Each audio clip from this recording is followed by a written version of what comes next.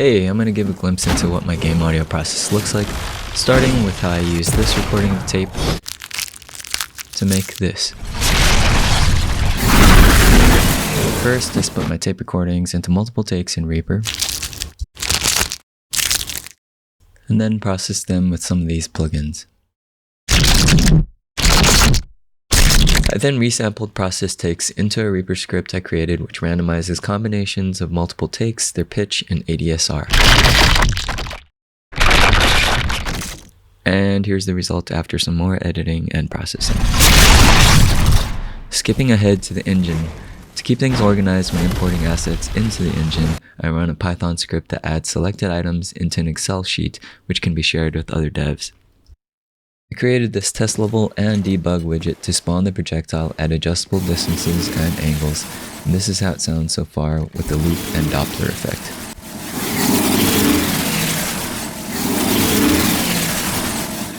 There's a lot of moving parts to get this sound to come to life. I'll go through the layers starting with the throw, which is a simple one-shot played when the projectile is thrown. Next is a layer that triggers when the projectile is at a distance of less than 500 from the listener. This layer is comprised of an oncoming and receding sound, where the oncoming and receding play from the right to left, or left to right. Another sound using the same concept is triggered at a medium range distance. Now onto the projectile blueprint. To keep the audio pipeline clean and instead of creating a bunch of functions and variables in another dev's work, I've created a component with functions I can call from instead.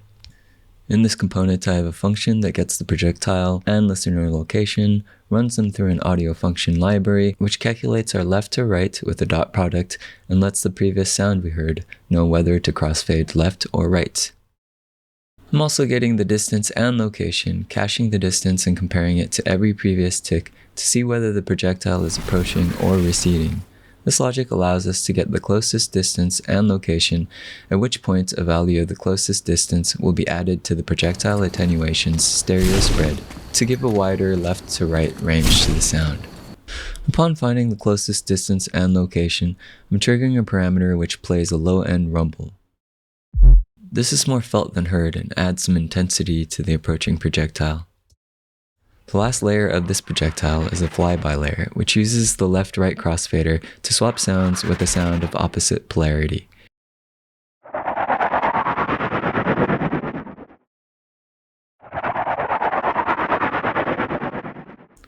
Also helping us sell the motion in this sound are distance-based parameters such as saturation, an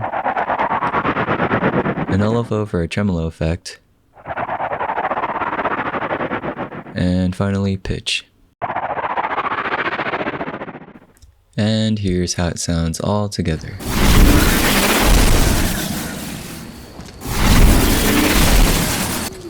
Just a few more things about the mix before we wrap up here.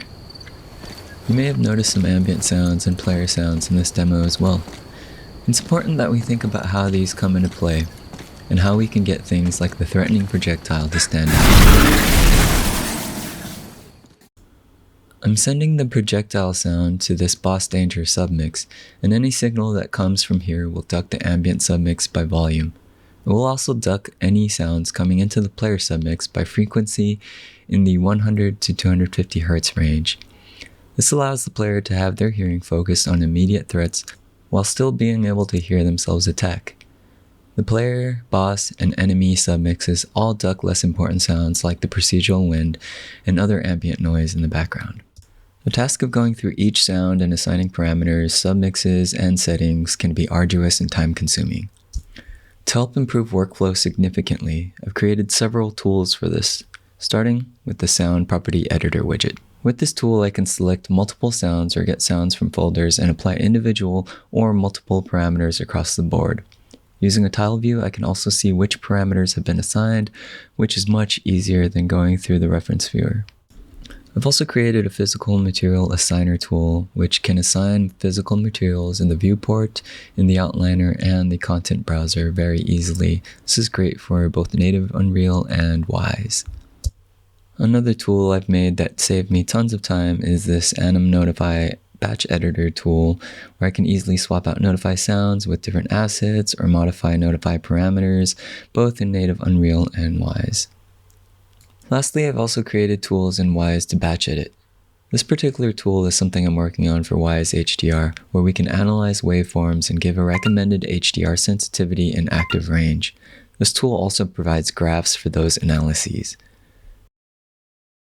We can also adjust bus parameters in this tool, batch assign values, and check whether parent or children sounds have any HDR parameters set. If you're interested in more audio tools or tech or just have any questions, check my website out for more and reach out. Thanks for watching.